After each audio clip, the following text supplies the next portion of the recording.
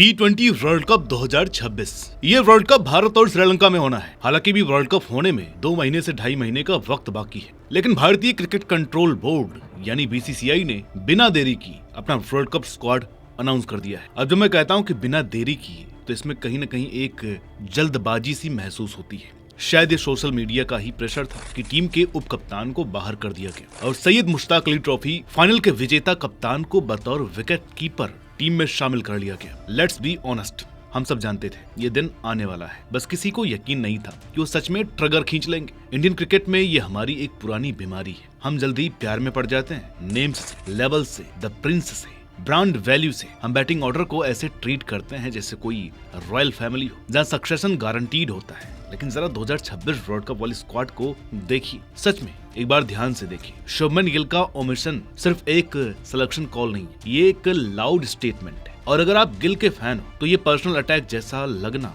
बिल्कुल नॉर्मल है। Comment section अभी से तैयार है, प्रिंस को कैसे ड्रॉप कर दिया गया, वही तो फ्यूचर है। लेकिन इस वीडियो को आगे बढ़ाने से पहले एक बिटर पिल निगलनी पड़ेगी। T20 क्रिकेट को आपके कवर ड्राइव की ब्यूटी से कोई फर्क नहीं पड़ता। T20 क्रिकेट को आपके वनडे एवरेज से कोई फर्क नहीं पड़ता। ये फॉर्मेट म्यूटेट कर चुका है। अब ये एक बीस्ट है जहाँ पर 200 पार स्कोर है और एंकरिंग एक क्राइम बन चुका है। इसलिए स्क्वाड, ये particular 15 players actually the anchor की डेथ है। Gill gone, Siraj gone, no Pant, no Jaiswal, no Shami. तो देर किस बात की, करते हैं टीम का रिव्यू और बताते हैं आपको कि क्यों प्रिंस को डेथ्रोन किया गया। फिनिशर आखिर किंग कैसे बना और ये टीम वर्ल्ड कप में भेजी गई सबसे डेंजरस साबित होगी या फिर कुछ और। नमस्कार, मेरा नाम है अनुराग सूर्यवंशी और आप देख रहे हैं क्रिक माइंड। अगर आपने आज नारद टीवी पर ये वाली वीडियो न देखी हो तो जरूर देखिएगा, कुछ नया लेकर के आए हैं। आपको पसंद आए तो लाइक और शेयर जरूर कीजिएगा।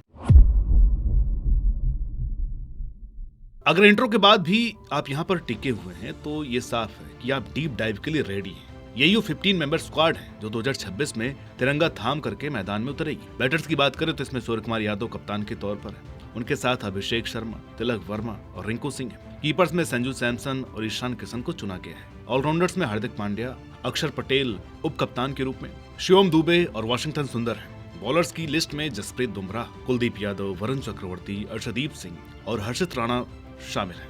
यहाँ पहला ही सवाल सीधा सा है, क्यों, यानी अगली जनरेशन का चेहरा माने जाने वाले खिलाड़ी को ड्रॉप क्यों किया गया। देखिए, शुभमन गिल को लेकर किसी को शक नहीं, क्लास प्लेयर है, लेकिन इमोशंस को साइड में रख करके नंबर्स देखने पड़ेंगे। 2026 तक के पिछले 2 सालों में IPL और T20 ने साफ दिखा दिया कि गेम शिफ्ट हो चुका है। ओपनर्स 200+ स्ट्राइक रेट से खेलते दिखे, अभिषेक शर्मा, ट्रेविस हेड दिखे, जायसवाल दिखे। क्रिकबज़ ने अपनी रिपोर्ट दी है कि गिल को पहले ही बता दिया गया था कि वो वर्ल्ड कप टीम का हिस्सा नहीं होंगे। हालांकि 5वें T20 से पहले वो वर्ल्ड कप की टीम में शामिल थे, इसलिए उनको 5वां T20 खिलाया गया ताकि उनकी इंजरी दिक्कत न बन जाए। आगरकर ने एकदम सही जवाब दिया है कि एक्स्ट्रा विकेट कीपर खिलाने के दबाव ने ही गिल को बाहर किया है, क्योंकि संजू को अगर रिप्लेस करेंगे तो ईशान ही करेंगे और वो भी ओपनर है और एक्सप्लोजिव भी। तो ऐसे में एक फिनिशर की जगह बच जाती है टीम में, जहां आप कीपर के बजाय प्रॉपर फिनिशर खिलाना चाहेंगे। इसलिए जितेश की जगह रिंकू टीम में आए हैं, गिल की जगह ईशान। गिल का बाहर होना मैनेजमेंट का साफ मैसेज है कि हम स्लो स्टार्ट अफोर्ड नहीं कर सकते। अब 40 बॉल्स में 50 रन बनाने का टाइम नहीं है।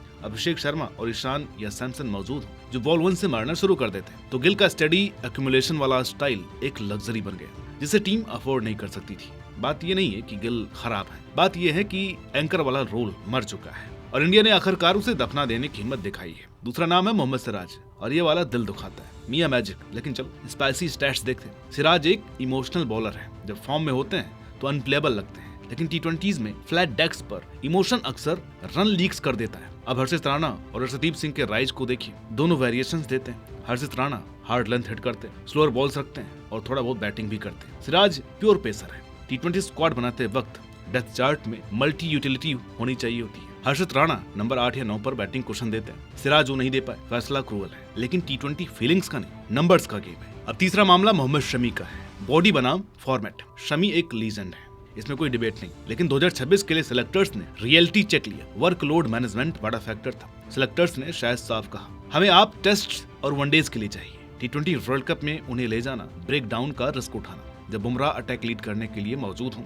ये रिस्क वो नहीं लेना चाहते थे। एक्सपीरियंस और फ्रेजाइल फिटनेस की जगह यूथ और ड्यूरेबिलिटी को चुना के। अब जो बाहर हुए उनकी बात काफी हो चुकी है, अब जरा उन लोगों की बात करते हैं जिन्होंने दरवाजा तोड़ा है, खटखटाया नहीं है। रिंकू सिंह, गॉड्स प्लान, आखिरकार फाइनली कमेंट्स में एक राउंड ऑफ अप्लास तो बनता है। 2024 याद है, वो हार्डब्रेक याद है जब वो सिर्फ रिजर्व बनकर रह गए थे। रिंकू सिंह सिर्फ स्क्वाड में नहीं है, बुमराह के बाद टीम शीट पर पहला नाम वही है। वजह सीधी है, रिंकू एक रेयर स्पीसीज है, वो ट्रू फिनिशर है। ज्यादातर प्लेयर्स टॉप ऑर्डर के होते हैं जिन्हें जबरदस्ती नंबर 6 पर फिट किया जाता है। रिंकू नंबर 6 पर जीते हैं, प्रेशर उनका ब्रेकफास्ट है। मैनेजमेंट उन पर इसलिए भरोसा करती है क्योंकि उन्हें सेटल होने के लिए 10 बॉल्स नहीं चाहिए।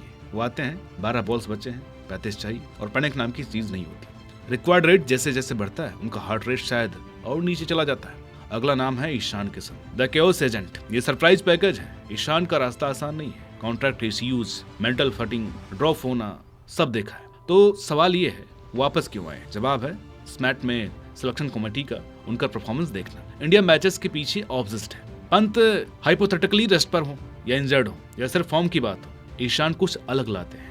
Power play destruction, backup keeper तो है ही, असली रोल है केओस एजेंट का। अगर जल्दी विकेट्स गिर गए तो ईशान ब्लॉक नहीं करते, वो काउंटर अटैक करते हैं। कोलैप्स को बोर फेस्ट करने से बचाने का इंश्योरेंस पॉलिसी है, इंटेंट हमेशा हाई रखते हैं। तो बात कर लेते हैं टीम की स्ट्रेंथ और वीकनेस की, और साथ ही देखते हैं कि किस किस के पास मौके हैं खुद को राइट फॉर द जॉब साबित करने के। इस टीम की सबसे बड़ी ताकत है रिंकू सिंह जैसा एलीट फिनिशर। डेथ ओवर्स में रिंकू के नंबर्स फ्रैंकली आउटरेजियस है। ओवर 16 से 20 के बीच उन्होंने T20 में 470 से ज्यादा रन बनाए हैं, वो भी करीब 190 के स्ट्राइक रेट से, जो ग्लोबल स्टैंडर्ड पर भी एलीट माना जाता है। इसका सीधा मतलब ये है कि इंडिया के पास एक जेन्युइन स्पेशलिस्ट क्लोजर है, वो चीज जो पिछले कई वर्ल्ड कप में मिसिंग रही। दूसरी बड़ी स्ट्रेंथ है explosive left hand batting options. Abhishek Sharma और ईशान किशन के साथ इंडिया के पास ऐसे लेफ्ट हैंडर्स हैं जो बॉल 1 से अटैक कर सकते हैं और पावर प्ले से मिडिल ओवर्स तक मैचअप बिगाड़ सकते हैं। इसका फायदा ये होता है कि पुरानी प्रॉब्लम अवॉइड हो जाती है, जहां right heavy top order quality leg spin के सामने स्ट्रगल करता था। लीडरशिप में भी रोल बेस्ट कॉम्बो दिखता है। सूर्यकुमार यादव और अक्षर पटेल की पेयरिंग रेपुटेशन पर नहीं, रोल्स पर बनी है। SKY कप्तान के तौर पर अल्ट्रा अग्रेसिव T20 इंटेंट लेकर के आते हैं, वहीं अक्षर बैट और बॉल दोनों से कैल्म कंट्रोल देते हैं अलग अलग फेजेस में।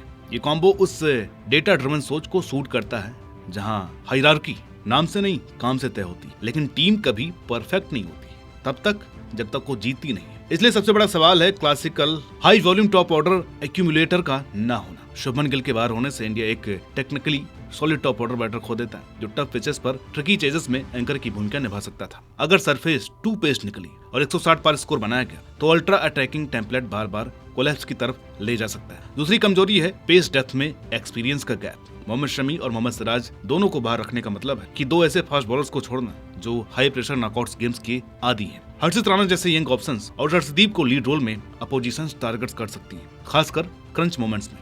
सूर्या की इनकंसिस्टेंसी भी एक कंसर्न है। अपसाइड बहुत बड़ा है, इसमें डाउट नहीं, लेकिन हिस्टोरिकली उनका फॉर्म स्ट्रकी रहा है। IPL सीजन्स में बड़े पीक्स दिखे लेकिन लो स्कोर्स भी क्लस्टर में आए हैं। इन सब के बावजूद सबसे बड़ा मौका है एक मॉडर्न फियरलेस T20 आइडेंटिटी बनने का। गिल और सिराज जैसे बड़े नामों को ड्रॉप करने से पूरी बैटिंग ऑर्डर इंटेंट पर बेस्ड हो जाती है, एवरेजेस पर नहीं। अगर ये अप्रोच क्लिक कर गई तो इंडिया फाइनली उसी स्ट्रक्चर में आ जाती है जैसे और बाकी T20 टीम्स खेलती हैं। रिंकू और स्काई की प्राइम को मैक्सिमाइज करना भी एक बड़ी अपॉर्चुनिटी है। रिंकू अपने फिनिशिंग पीक में है। अगर स्क्वाड खास तौर पर ओवर्स 12 से 20 के इम्पैक्ट को मैक्सिमाइज करने के लिए बनी है तो क्लोज गेम्स इंडिया की तरफ डिसिसिवली झुक सकता है। स्पिन हैवी डोमिनेशन भी इस टीम की बड़ी अपॉर्चुनिटी जोन है। अक्षर, कुलदीप, वरुण और वाशिंगटन सुंदर के साथ और टर्निंग वर्ल्ड कप पिचेस पर मल्टीपल स्पिन ऑप्शंस अनलीज कर सकती है। मिडिल ओवर्स में अपोजिशंस को चोक करना और टेम्पो कंट्रोल करना पॉसिबल है, तब भी जब बैटिंग फेल हो जाए। बॉटम लाइन सीधी है, रिस्क है हाँ पूरा है। ये स्क्वाड 100 पर ऑल आउट भी हो सकती है, लेकिन यही स्क्वाड 300 बनाने की कैपेबिलिटी भी रखती है। इन्होंने कंसिस्टेंसी छोड़कर सेलिंग चुनी है, द प्रिंस छोड़कर द पावर चुना है। 2026 वर्ल्ड कप के लिए इंडिया ने आखिरकार जेंटलमैन की तरह क्रिकेट खेलना छोड़ दिया है और ग्लैडिएटर की तरह खेलना डिसाइड किया है। और ऑनेस्टली मुझे ये वायलेंस पसंद है। आप क्या सोचते हो? गिल को ड्रॉप करना डिकेड की सबसे बड़ी गलती है। Rinku Singh player of the tournament बनने वाले हैं और स्काई पर इस कायोटिक बेंच को लीड करने का भरोसा है। कमेंट्स में बताइए, स्पाइसी लिखिए, हार्ड हो जाइए, सब पढ़ा जाता है। लाइक, सब्सक्राइब और बेल आइकॉन दबाना मत भूलिए, क्योंकि अगर ये टीम जीती तो पार्टी होगी और अगर हारी तो रैंट। मिलता है आपसे अगली वीडियो में, तब तक के लिए नमस्कार।